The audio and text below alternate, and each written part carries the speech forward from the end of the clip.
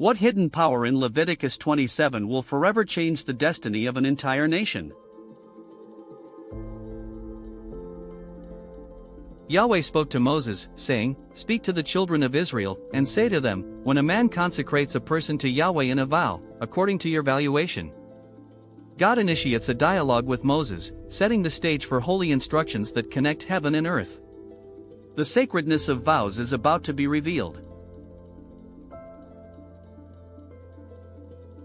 Your valuation of a male from 20 years old even to 60 years old shall be 50 shekels of silver, after the shekel of the sanctuary. If she is a female, then your valuation shall be 30 shekels. If the person is from 5 years old even to 20 years old, then your valuation shall be for a male 20 shekels, and for a female 10 shekels. If the person is from a month old even to 5 years old, then your valuation shall be for a male 5 shekels of silver, and for a female your valuation shall be 3 shekels of silver. If the person is from 60 years old and upward, if he is a male, then your valuation shall be 15 shekels, and for a female 10 shekels. But if he is poorer than your valuation, then he shall be set before the priest, and the priest shall assign a value to him. The priest shall assign a value according to his ability to pay.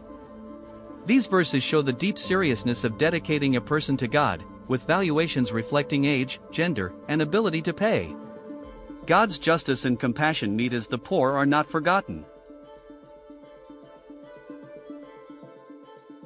If it is an animal, of which men offer an offering to Yahweh, all that any man gives of such to Yahweh becomes holy.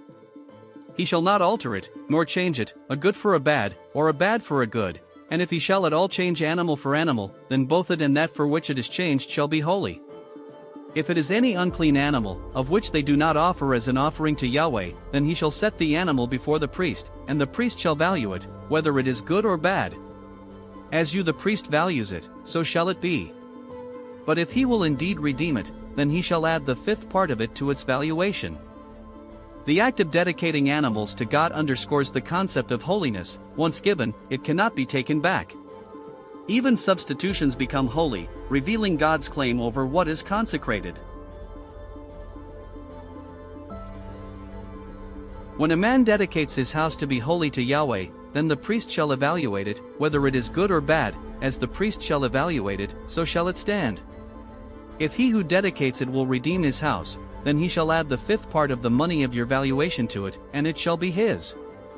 If a man dedicates to Yahweh part of the field of his possession, then your valuation shall be according to the seed for it. The sowing of a homer of barley shall be valued at 50 shekels of silver. If he dedicates his field from the year of Jubilee, according to your valuation it shall stand. But if he dedicates his field after the Jubilee, then the priest shall reckon to him the money according to the years that remain to the year of Jubilee, and an abatement shall be made from your valuation. If he who dedicated the field will indeed redeem it, then he shall add the 5th part of the money of your valuation to it, and it shall remain his. If he will not redeem the field, or if he has sold the field to another man, it shall not be redeemed anymore, but the field, when it goes out in the Jubilee, shall be holy to Yahweh, as a devoted field. It shall be owned by the priests. The dedication of property reflects a willingness to give God dominion over all we own. Even in redemption, a cost remains, symbolizing the enduring bond between God and his people. If he dedicates a field to Yahweh which he has bought, which is not of the field of his possession, then the priest shall reckon to him the worth of your valuation up to the year of Jubilee, and he shall give your valuation on that day, as a holy thing to Yahweh. In the year of Jubilee the field shall return to him from whom it was bought, even to him to whom the possession of the land belongs. All your valuations shall be according to the shekel of the sanctuary, 20 gerahs to the shekel. The Jubilee reveals God's heart for restoration and freedom, ensuring no one is forever alienated from their inheritance. God's justice resets the balance of society. Only the firstborn among animals, which is made Yahweh's firstborn, no man may dedicate, whether an ox or a sheep. It is Yahweh's. If it is an unclean animal, then he shall buy it back according to your valuation, and shall add to it the 5th part of it, or if it isn't redeemed, then it shall be sold according to your valuation. The firstborn symbolize God's prior claim on creation, reminding Israel that some things are already his by divine right.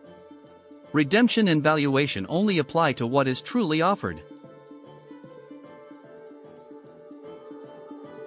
Notwithstanding, no devoted thing, that a man shall devote to Yahweh of all that he has, whether of man or animal, or of the field of his possession, shall be sold or redeemed. Everything devoted to destruction is most holy to Yahweh. No one devoted, who shall be devoted from among men, shall be ransomed, he shall surely be put to death.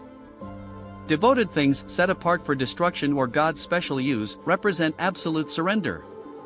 There are offerings so complete that they cross the threshold of no return. All the tithe of the land, whether of the seed of the land or of the fruit of the trees, is Yahweh's. It is holy to Yahweh. If a man redeems anything of his tithe, he shall add a fifth part to it. All the tithe of the herds or the flocks, whatever passes under the rod, the tenth shall be holy to Yahweh. He shall not search whether it is good or bad, neither shall he change it. If he changes it at all, then both it and that for which it is changed shall be holy. It shall not be redeemed. The tithe recognizes God as the ultimate source of all blessings. This act of regular giving sanctifies not just possessions, but the heart of the giver. These are the commandments which Yahweh commanded Moses for the children of Israel on Mount Sinai. The chapter closes with a powerful reminder: these laws are not mere suggestions, but divine commandments given to shape a holy people. God's word echoes from the heights to the hearts of all Israel.